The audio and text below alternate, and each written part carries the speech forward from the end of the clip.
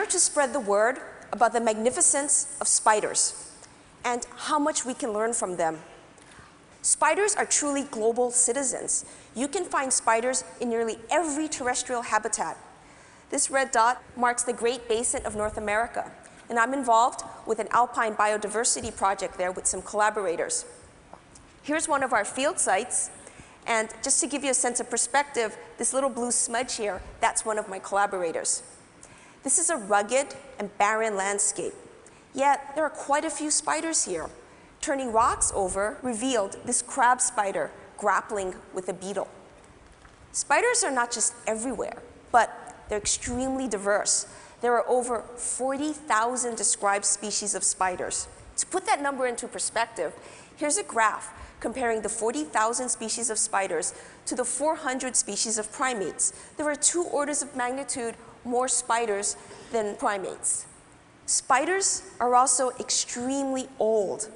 On the bottom here, this is the geologic time scale, and the numbers on it indicate millions of years from the present, so the 0 here, that would be today. So what this figure shows is that spiders date back to almost 380 million years. To put that into perspective, this red vertical bar here marks the divergence time of humans from chimpanzees, a mere 7 million years ago. All spiders make silk at some point in their life. Most spiders use copious amounts of silk, and silk is essential for their survival and reproduction. Even fossil spiders can make silk, as we can see from this impression of the spinneret on this fossil spider. So this means that both spiders and spider silk have been around for 380 million years. It doesn't take long from working with spiders to start noticing how essential silk is to just about every aspect of their life. Spiders use silk for many purposes, including the trailing safety dragline, wrapping eggs for reproduction, protective retreats, and catching prey. There are many kinds of spider silk. For example, this garden spider can make 7 different kinds of silks. When you look at this orb web, you're actually seeing many types of silk fibers. The frame and radii of this web is made up of one type of silk, while the capture spiral is a composite of 2 different silks, the filament and the sticky droplet. How does an individual spider make so many kinds of silk? To answer that, you have to look a lot closer at the spinneret region of a spider. So silk comes out of the spinnerets. And for those of us spider silk biologists, this is what we call the business end of the spider. We spend long days, hey, don't laugh, that's my life. We spend long days and nights staring at this part of the spider. And this is what we see. You can see multiple fibers coming out of the spinnerets because each spinneret has many spigots on it.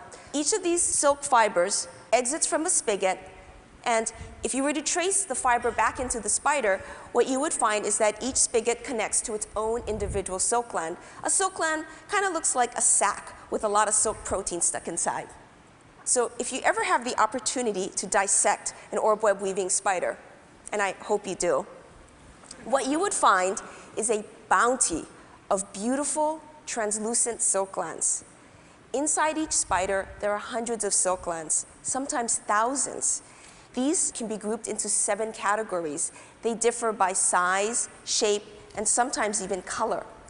In an orb web weaving spider, you can find 7 types of silk glands. And what I've depicted here in this picture, so let's start at the 1 o'clock position. There's tubuliform silk glands, which are used to make the outer silk of an egg sac. There's the aggregate and flagelliform silk glands, which combine to make the sticky capture spiral of an orb web. Piriform silk glands make the attachment cement. That's the silk that's used to adhere silk lines to a substrate. There's also aciniform silk, which is used to wrap prey. Minor ampulate silk is used during web construction. And the most studied silk gland of them all, major ampulate silk. This is the silk that's used to make the frame and radii of an orb web and also the safety trailing dragline. But what exactly is spider silk? Spider silk is almost entirely protein. Nearly all of these proteins can be explained by a single gene family.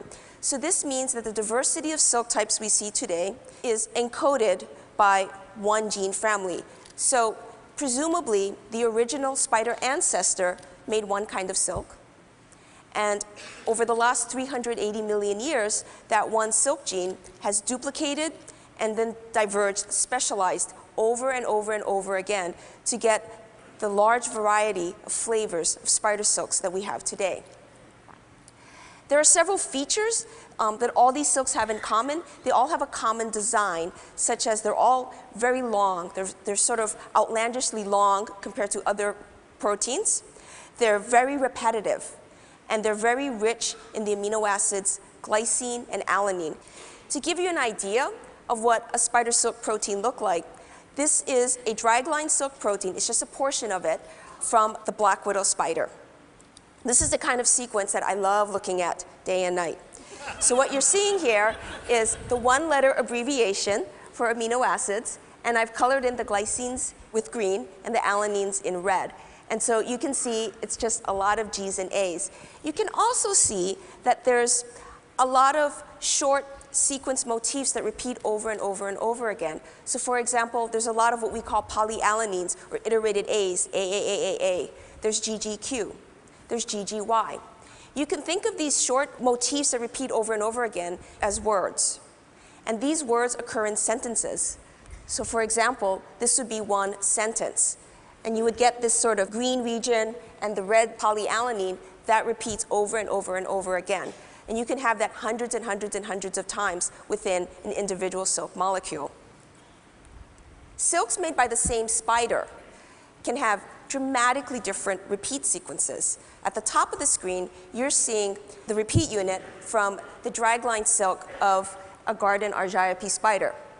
It's short, and on the bottom, this is the repeat sequence for the egg case or tubuliform silk protein for the exact same spider. And you can see how dramatically different these silk proteins are.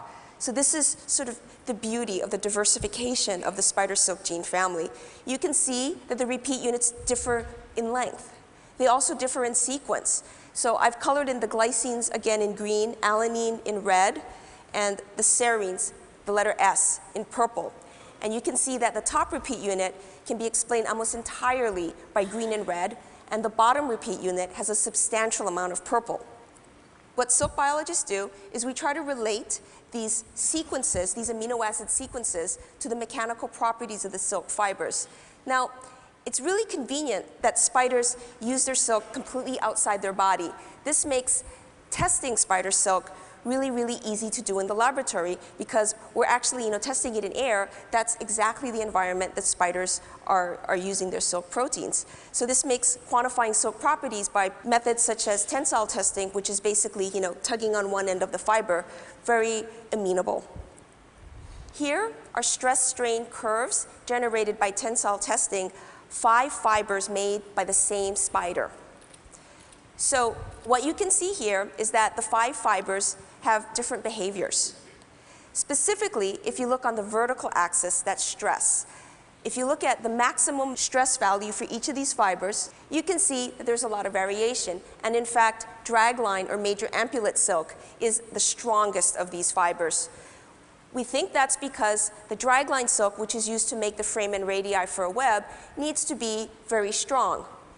On the other hand, if you were to look at strain, this is how much a fiber can be extended. If you look at the maximum value here, again, there's a lot of variation, and the clear winner is flagelliform, or the capture spiral filament. In fact, this flagelliform fiber can actually stretch over twice its original length.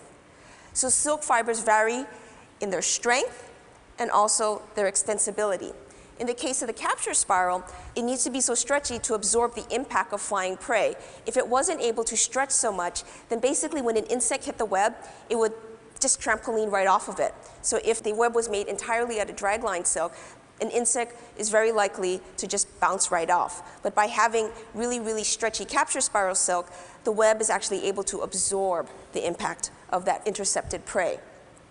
There's quite a bit of variation within the fibers that an individual spider can make. We call that the toolkit of a spider. That's what the spider has to interact with their environment.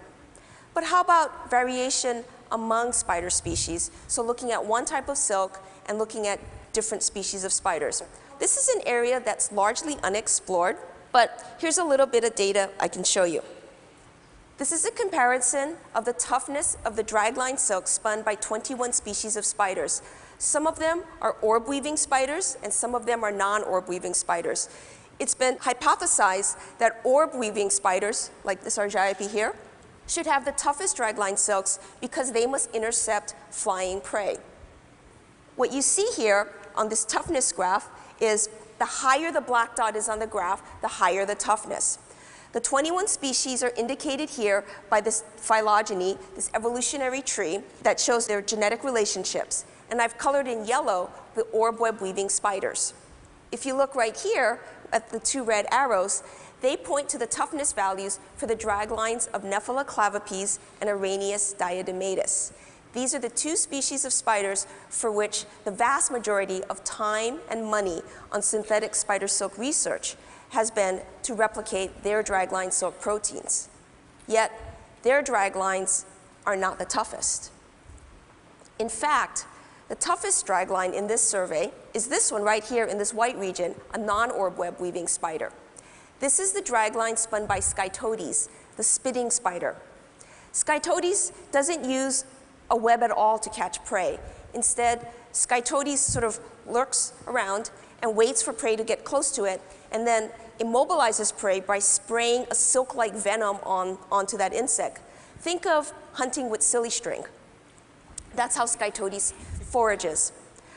We don't really know why Scytodes needs such a tough dragline, but it's unexpected results like this that make bioprospecting so exciting and worthwhile. It frees us from the constraints of our imagination. Now I'm going to mark on the toughness values for nylon fiber, bombyx or domesticated silkworm silk, wool, Kevlar, and carbon fibers. And what you can see is that nearly all the spider draglines surpass them. It's the combination of strength, extensibility, and toughness that makes spider silk so special, and that has attracted the attention of biomimeticists, so people that turn to nature to try to find new solutions.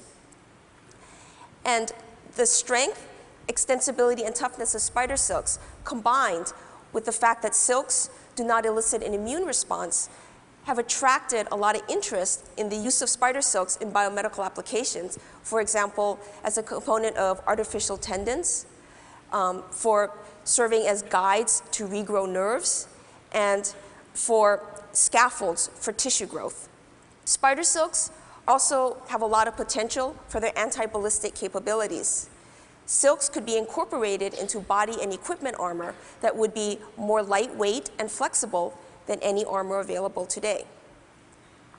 In addition to these biomimetic applications of spider silks, personally, I find studying spider silks just fascinating in and of itself.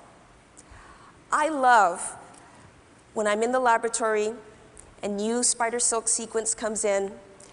That's just the best.